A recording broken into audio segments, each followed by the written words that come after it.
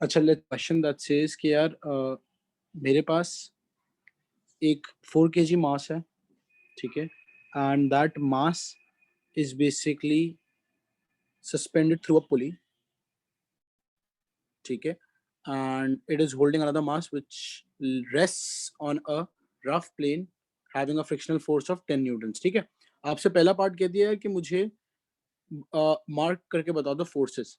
देखो यार, first of all you need to realize that this being a heavier mass would tend to pull in, ठीक है, so this body moves downwards, right?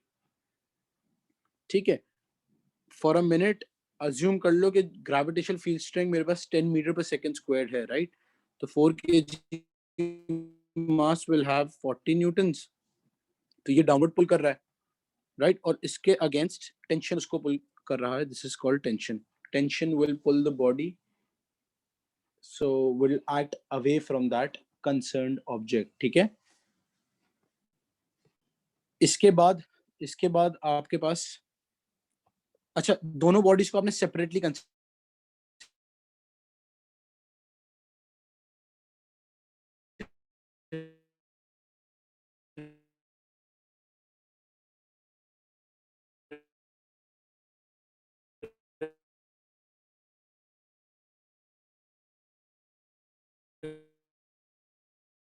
करना है, ठीक है। all I'm saying is sir आपकी आवाज अटक गई थी। all I'm saying is आवाज आ रही है, राइट? जी सर। सर अब आ रही है। all I'm saying is कि यार this is a heavier mass will tend to pull the body downwards, right? तो motion of the body हमने यहाँ से वर्क ऑफ कर ली, right? Motion of the body हमने यहाँ से वर्कआउट कर ली। अच्छा, दोनों बॉडीज को तुम सेपरेटली वर्क ऑफ करोगे, ठीक है, एंड ये वाली बॉडी जो है वो आगे की तरफ मूव करेगी, तो टेंशन उसको आगे पुल कर रही है। Frictional force will act away from the concerned object, या frictional force will act away from the movement. Tension, you need to understand, for tension you need to understand कि तुम दोनों बॉडीज अलग से ले रहे हो, इसको पहले कंसिडर कर लेना। there is a downward force 40 minus t is equals to mass into acceleration. Mass is 4 kg according to Newton's law. मैंने simply F is equals to ma लगाया है, ठीक है, जिसमें ये मेरा resultant force था, which is forward force minus backward force is equals to mass into acceleration, right? ये मेरी पहली इक्वेशन हो गई, ठीक है। दूसरी इक्वेशन मेरी, टेंशन उसको आगे पुल कर रही है, बैकवर्ड उसके फोर्स है फ्रिक्शनल फोर्स जो कि 10 है, इज इक्वल्स टू 2a। यहाँ से जरा एक्सेलरेशन की वर्क ऑफ कर लो, आई थिंक सॉल्व करोगे तो तुम्हारे पास एक्सेलरेशन आई थिंक अप्रोक्सीमेटली 5 आ रही होगी। Acceleration is equal to 5 metre पर सेकंड स्क्वायर आ रही होगी, और शायद टेंशन आपके पास 20 न्यूटन आ रही होगी, चेक कर लेना। माय पॉइंट बीइंग, अगर मैं पार्ट 3 देखूं, calculate the time taken by A to reach the ground, और अगर इसके आगे ऐड कर दो एंड velocity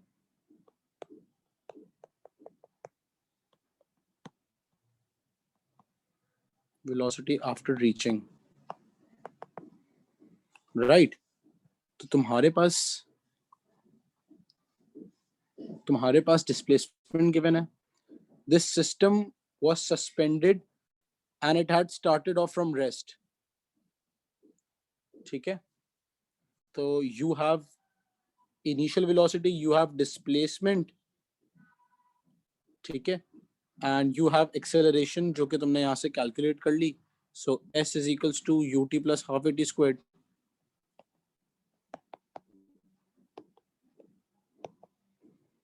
ये कट जाएगा, ठीक है।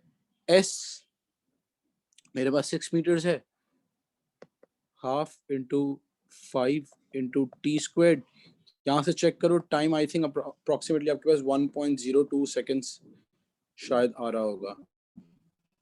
And for velocity you can use v squared is equals to u squared, plus 2as. The use of formula is very important. आपको फाइनल वेलोसिटी चाहिए थी, आपकी इनिशियल वेलोसिटी 0 है. 2 into 5 into displacement was 6, so v squared would be 60. So v under root 30, which is approximately, I think, 5.7 meter per second, maybe. You know for a fact that there is a driving force, right? That driving force pulls the entire system, right? I told you that frictional force will be opposite to the movement, right? So for this, the frictional force is 3000 in the backward direction, right? और जो रोप है उसमें भी तो tension होगी, right? जो पीछे से एक पुलिंग फैक्टर आ रहा होगा, अगर तुम इसको देखो, वो रोप को खींच रहा है, राइट? किस रोप को बेसिकली खींच रहा है, राइट? तो there is some sort of a load that is pulling the rope behind, right? इसलिए for the other body you are provided with the value of friction is basically 2000 newton towards the back, right? And the rope basically pulls the car ahead, right? तो यहाँ पर तुम्हारे पास tension आगे हो जाएगी. And for the next part you need to understand that 2 part A, basically 2 part A is all about calculate the tension if the body travels at a constant speed of 5 meter per second. The fact that it says constant speed matlab ke your bodies are balanced, your body is balanced, right? Your system is balanced. Sir मतलब कि your driving forward force भी forces, calculate करनी, driving force calculate करनी है और tension भी calculate करनी है, but you need to understand that acceleration would be zero when there is a constant speed, right? जी sir. Your acceleration is zero. आपके पास होता है यार फॉरवर्ड, एक तरीका ये समझ लो, मैंने जैसे आपको बताया, all the forward forces are equal to the backward forces, right? दोनों बॉडीज को अलग अलग कंसीडर करोगे तो फॉरवर्ड फोर्स यहाँ इस बॉडी के लिए क्या हो गया, अगर मैं इस बॉडी की बात कर लूं तो FD is equals to T plus 3000, right? एक इक्वेशन ये हो गई मेरे पास, FD is equals to 3000 plus T, right? ये मेरे पास एक इक्वेशन हो गई. दूसरी इक्वेशन इसके इस बॉडी को देख लो, T is equals to 2000, forward force is equals to backward force, so T is equals to 2000. ये दो इक्वेशंस हो गई, राइट? यहां से आप सॉल्व ऑफ कर सकते हो. How are these forces balanced, इसके पीछे के बारे में अगर जानना हो तो F is equals to ma होता है, राइट? अच्छा, force is equal to mass into acceleration. मैं राइट हैंड साइड वाली फोर्सेस को पॉजिटिव कह रहा हूं, तो इस केस में तुम्हारा राइट हैंड वाली फोर्सेस FD, तो लेफ्ट हैंड साइड वाली ये दोनों फोर्सेस नेगेटिव हो गई, राइट? तो FD minus T minus 3000 is equal to mass into acceleration था. एक्सेलरेशन क्योंकि जीरो थी एट कांस्टेंट वेलोसिटी, मैंने बताया, तो ये जीरो हो गया, right? At zero because constant velocity, right? तो इस हिसाब से तुम्हारे पास FD minus T minus 3000 is equal to zero. So FD is equal to T, और 3000 हो जाएगा तो प्लस 3000 हो जाएगा. ठीक है, ये पूरा पार्ट तुम्हारा बैकग्राउंड हो गया. सही कि इस तरीके से क्वेश्चन आ रही हैं. अच्छा, you solve it off and you will realize that tension क्योंकि 2000 थी, उसको इंसर्ट करोगे तो ड्राइविंग फोर्स तुम्हारे पास यहां से आ जाएगी 5000.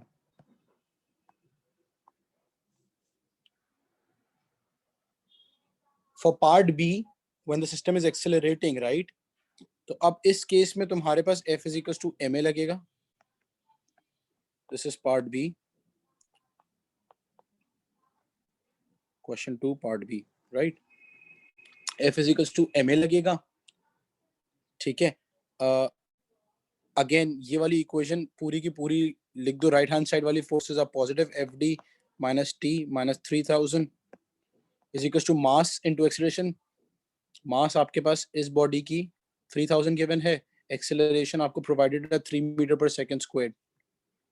सो you simply just write it down as 3000 into 3. And यहाँ से तुम, ये तुम्हारी एक इक्वेशन हो जाएगी. दूसरी इक्वेशन हो जाएगी यार T minus 2000. इसको अगर आप देख लो, T minus 2000 is equals to mass into acceleration. Right. Mass आपके पास 1000 थी, एक्सेलरेशन आपके पास 3. ये आपके पास इक्वेशन 2 हो गई. Regarding the case of a slope, initially your first step should be that this is a heavier mass, right? So definitely the system falls in this direction. There is acceleration in this direction, right? ठीक है. You're assuming mass as 3 kg, so this becomes 30 Newton, ठीक है, and there is tension pulling it off.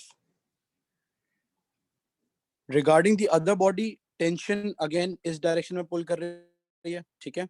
Movement body की आगे की तरफ हो रही है, right. So it is a rough slope, so frictional force will act opposite to it, right? Frictional force of 10 Newton. For an inclined body or a body on a slope, right, weight will act downwards. याद रखना, ठीक है. Weight is mg, right?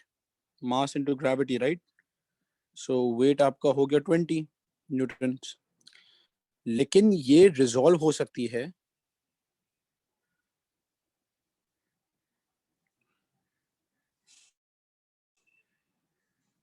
the angle being 30 degrees, the one that was with the horizontal. Basically the concept is about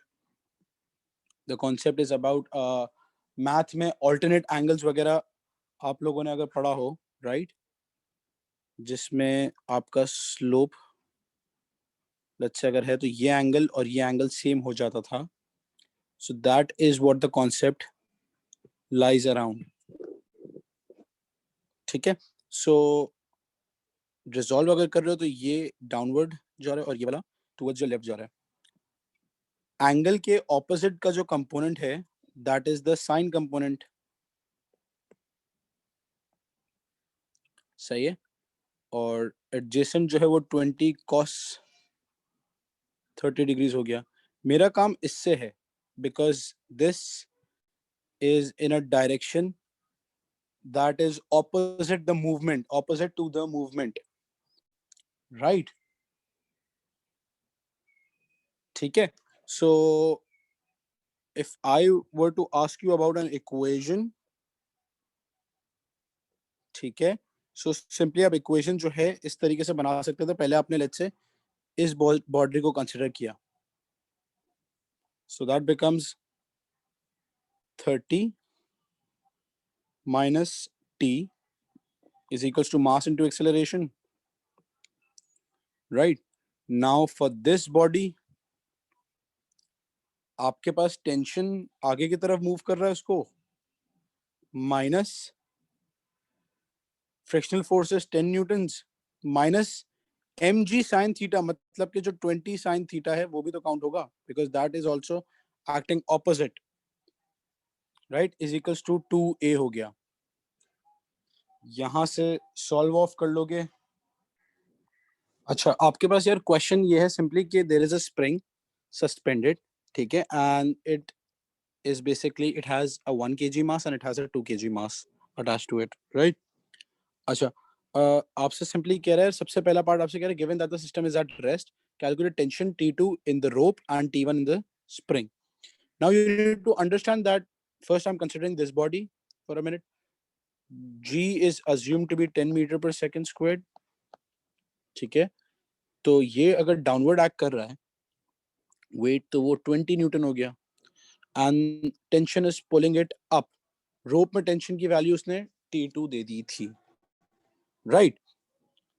for this body याद रखना है यार, its weight acts downwards, right, which is 10 Newton, and there is a tension T1 in the spring. Tension T1 is in the spring. ठीक है? You need to understand that this block, this entire block is supporting another body which it pulls, right? तो वो body जो नीचे जो mass है वो भी तो अपना pull कर रहा होगा, and that is T2. वो भी तो पुल कर रहा होगा एक फोर्स से, and that value is the T2 value, जो कि ये रही। Since I am considering both the bodies differently and I am equating both the bodies differently, तो इस हिसाब से T1 T2 कुछ इस तरीके से वर्कआउट होके आता है। अगला पार्ट आपसे सिंपली कह रहा है the rope is cut through, calculate the acceleration of the 1 kg mass at that instant. Now you need to realise कि at this minute everything is in equilibrium, upward force is equals to downward force, right? आपसे simply कह रहा है कि it is cut through here, आपने उसको यहां से कट कर दिया, ठीक है। अच्छा, बिफोर यू मूव ऑन, आपसे कह रहा है यार कैलकुलेट कर लो टेंशन वगैरह। तो T2 तो देखो simply T2 is equal to 20 newton, right. T1 के लिए देख लो, T1 is basically 20 acting downwards because of T2, और 10 भी downwards because 20 plus 10 is equal to 30 newton, right. अब ये पूरा सिस्टम इक्विलिब्रियम में है, ठीक है, एंड मैंने रोप यहां से कट ऑफ कर दी। जैसे ही कट ऑफ करूंगा, this system will tend to move upwards, right. मतलब कि मेरी टेंशन की वैल्यू बड़ी हो जाएगी, राइट। T1, अच्छा, रोप कट जाने से मेरी टेंशन कट जाएगी, रोप कट जाने से जो ये T2 वैल्यू टेंशन है ये कट जाएगी। So now the only two forces I'm left with is T1 and 10 Newton acting on the 1 kg block. T1 की वैल्यू मेरे पास 30 थी, राइट। वेट जो था वो 10 न्यूटन था, मास मेरे पास 1 थी, एक्सेलरेशन A, यहां से चेक कर लो, एक्सेलरेशन तुम्हारे पास 20 मीटर पर सेकंड स्क्वायर्ड आ रही होगी।